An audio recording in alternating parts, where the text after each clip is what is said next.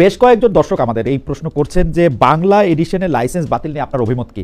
বাংলা এডিশনটা আমি আপনাকে বলি, এটা আমেরিকাতে থাকা একজন সাংবাদিক জনাব ইলিয়াস হোসেনের ইয়াতে এটা চালু হয়। বাংলাদেশের একজন উপদেষ্টাও জনাব শামীম মুর্শিদ উনি সেখানে উপস্থিত ছিলেন সেটা উদ্বোধনী অনুষ্ঠানে, সেটা চালু হয়েছিল, সেটা একটা এনওসি নাকি বাতিল করা হয়েছে।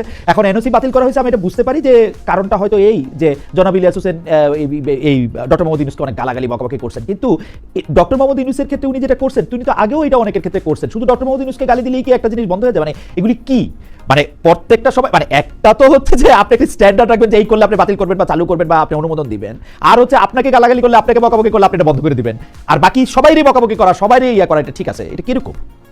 এটা নীতি হিসাবে অত্যন্ত, এটা হলো দ্বিচারিতা, নীতি হিসাবে খারাপ। কিন্তু আমি তো ঠিক, সরকার তো ঠিক কখনো বলে নাই যে ইউনূস সাহেবকে গালিগালাজ করবার জন্যই এটা বন্ধ করা হয়েছে কিনা।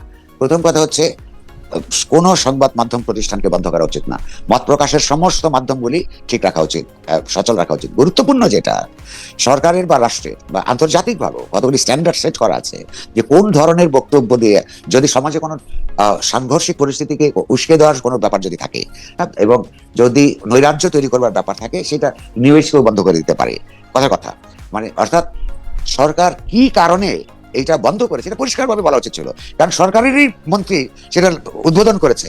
আর তাহলে কি যেই মন্ত্রী উদ্বোধন করেছে তাকে কি ইউনূস সাহেব ডেকে নিয়ে জিজ্ঞাসা করেছেন কিনা যে আপনি এটা করলেন কেন? অথবা ওই মন্ত্রী ইউনূস সাহেবকে গিয়ে জিজ্ঞেস করেছেন কিনা বা স্বরাষ্ট্রমন্ত্রীকে যে আমি যেটা উদ্বোধন করে আসলাম আপনি সেটা বন্ধ করলেন কেন? লক্ষ্য করুন, অসঙ্গতির কোনো শেষ নাই। আমি মনে করি যে ওইটা বন্ধ করা ঠিক হয়নি। শুনুন, এই যে জামাত ইসলামী যে আজকে একটা বা অন্যান্য দক্ষিণপন্থী দলগুলি যে বাড়াবাড়ি জায়গায় চলে গেছে, এইটা তারা অনেক কথা বলতেছে বলে মানুষ বুঝতে পারছে। মানুষের বিবেক বিবেচনা এবং সিদ্ধান্ত নেবার ক্ষমতা সম্পর্কে কারোর ভুল করা উচিত না। কারণ হচ্ছে যে মানুষ ঠিক বুঝতে পারে যে কেউ যদি গালাগাল দিচ্ছে দিক না, খুব গায়ে লাগে, আর এটা সত্য, কিন্তু সেটা ধৈর্য থাকতে হবে আপনাকে যিনি গালাগাল দিচ্ছে তার বক্তব্য আপনাকে ভদ্রভাবে যদি আপনি আপনার রিফিউজ করতে পারেন, তর্ক করে শেষ পর্যন্ত আপনি আপনার কি বলে যে আপনি জিতবেন, অন্যরা হেরে যাবে। আর আরেকটা কথা হচ্ছে গালাগাল তো দিবে, আপনি যে প্রশ্ন করছিলেন একটা, হ্যাঁ গালাগাল দিয়ে কথাও আছে ওই যে মানে সারাক্ষণ মানে আপনি যদি আমাদের এখন যারা লাইভ আমাদের দেখতেছেন তাদের অনেকেই আপনার কথা পছন্দ করতেছেন, অনেকে আবার পছন্দ করতেছেন না। যারা পছন্দ করতেছেন না তারা আবার খুব মানে আমি বলবো না যে খুব শালীন ভাষায় আপনাকে কথা বলতেছেন, খুব অশালীন ভাষায় বলতেছেন। আমাকেও মানে আমি একটা উদাহরণ দিলে আপনি বুঝবেন করবে, আমি তার নাম বলতে চাই না, এরকম বলতেছিল যে দুইজন বাটপার বসছে।